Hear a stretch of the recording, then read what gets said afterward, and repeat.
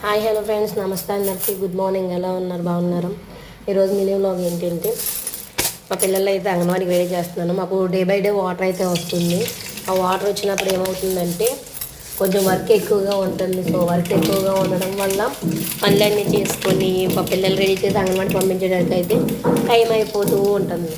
So ఈరోజు అయితే కొంచెం టైం అయిపోయింది మా పిల్లలకి అంగన్వాడీకి పంపించడానికి. సో మా పిల్లలు అయితే ఇప్పుడు అంగన్వాడీకి రెడీ చేస్తున్నాను. నేను మా పిల్లలు రెడీ చేస్తామంటే మా చిన్నోడేమో నాకు లిప్ బామ్ కావాలని మా వాడు, పెద్దోడేమో నా లిప్స్టిక్ రాసుకుంటాను పెద్దోడు.